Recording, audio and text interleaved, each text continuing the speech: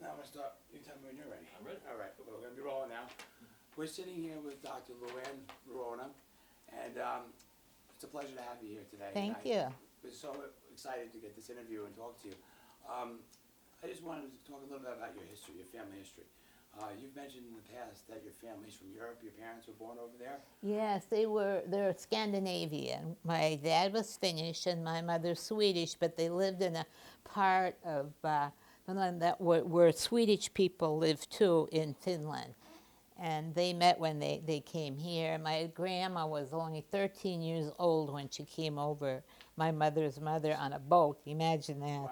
And now your parents lived in the same neighborhood or the same town in Europe, and they didn't meet until they came to the U.S.? Until they came to the U.S., Wow. right. Okay. Uh-huh. And that was during World War II or pre-war? Just pre-war, yes. Wow. Yes, And I'll tell you, that's very fortunate they got out of that area of the world at right. that time in history because Yes. of what went down. Well, and one of the reasons why they came to Michigan too was it's very, very similar weather in the Upper Peninsula of Michigan as there is in They Scandinavia. were used to the colder weather, so Yes. it didn't really affect them weather-wise. It must have been a whole different lifestyle because they must have came over with barely nothing, right? Yes, right. Really, really, With just really one day's nothing. pocket. But my grandma Erickson was something else. Back in those days, women, didn't run lumber camps, and my grandma was a cook in a lumber camp. Wow.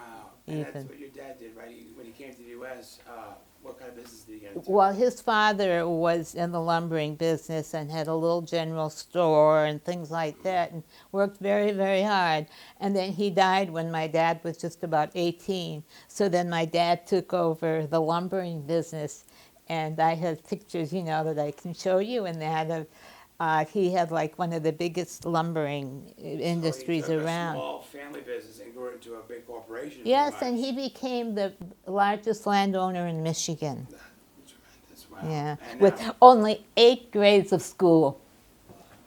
unbelievable. So he only had an 8th grade education, and he was able to take his father's small business and grow it into one of the largest businesses in Michigan. Yes, uh-huh. That's an unbelievable story. Now, talking about education now, I mean, your father had the 8th grade education. Now, of course, you went to school. Where'd you go to high school? I went to a little school called Berga Township High School. And that, of course, is in Michigan. Yes, right. It was about 10 miles from where I grew up. I went to Pelkey grade school. We only had Right. 8 grades there, and then I had to switch to the big school where we had 45 students. So it was a very small town, I'm assuming. Yes, I loved it though. Everyone was so friendly and everyone knew each other, and you never had to lock your doors or things like that, And from what I hear, I'm from a city, but I hear that you grow up in a small town, those small town values stay with you your whole life. They You sure find that do. to be true? I still have to remind myself to take my keys Lock out your of the door, car. right? Oh my goodness. And now after high school, what was the first college you attended? I went to Northwestern. My brother and my 2 sisters, they're all older than I am. They went to Northwestern. I had an uncle who lived in Chicago, and that kind of triggered them going to Chicago and Northwestern. I went there 1 year, but it didn't quite fit for me. It's a wonderful school, very, very high-powered school. But somehow I just wasn't that comfortable there. So I transferred back to a small school, Northern Michigan University. Close and to home. Yes, I just had a ball there. I just loved it. I was president of my sorority, and I did all these things there and made lots of friends. And Now, what was your major there? English literature.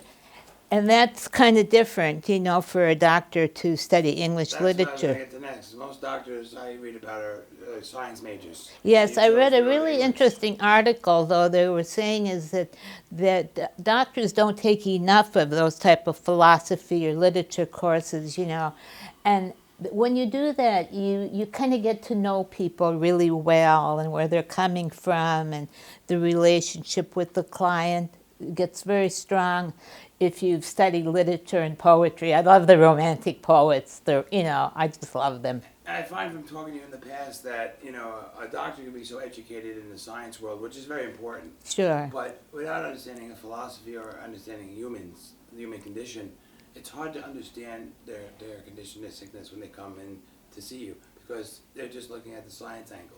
Where you That's study right. both science and philosophy, so Yes. we're able to communicate more with the patients. Yes, right. And then when I finished my training, I went into self-esteem, because what I started to notice was that most people's problems where they didn't love themselves deep inside, you know, a sense of self-esteem, which is learning to assert yourself, learning to be aware of yourself.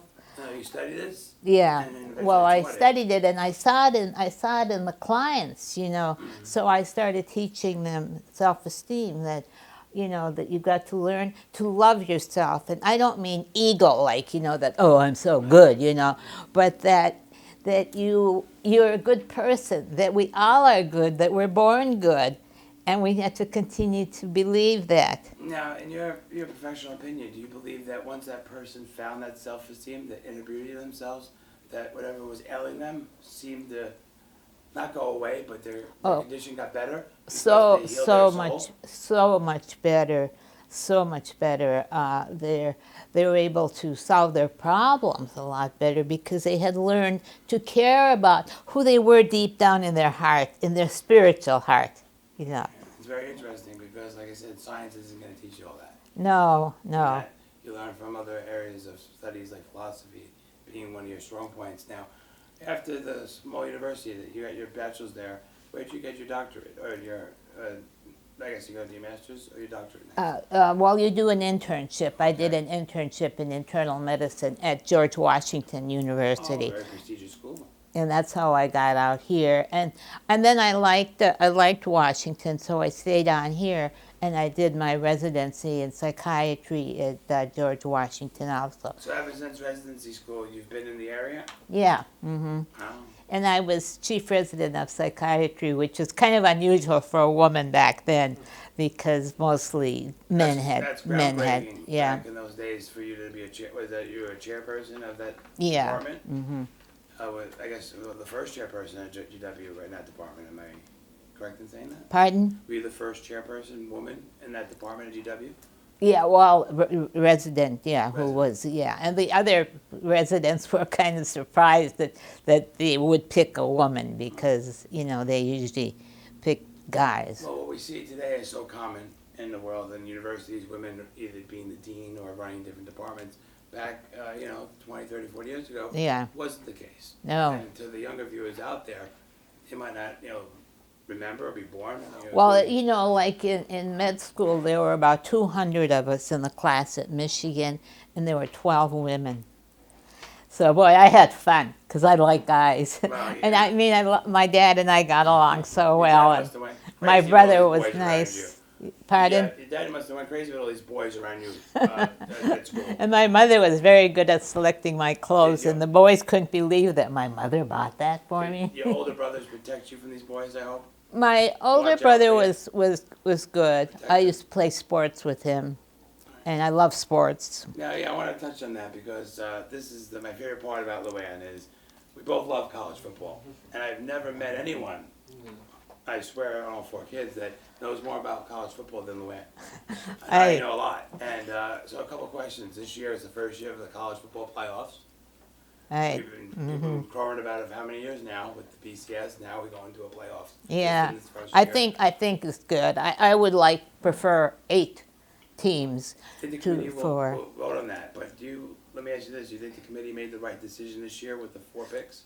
I think they did. It was hard for TCU and Baylor, you know, and I felt bad for them. But, you know, for the Ohio State quarterback, 3rd string, never played a college game in his life, to come in and stop Wisconsin, who has that great running back, too, you know, really good. 10 or 12 in the top 25. 59-0. So I think that was the kind of final blow, you know. Now, one thing I was a little mystified about, I felt I was on one of the opinions that if Florida State didn't lose, whether they won by 1 point or 2 points, they didn't lose for 2 years, that they should never lost number 1 ranking. They fell down to number 3. Yeah. Do you feel they deserve to be at number 3, considering they didn't lose and everyone else above them did? Right. Yeah, so. In the end, I guess it doesn't matter because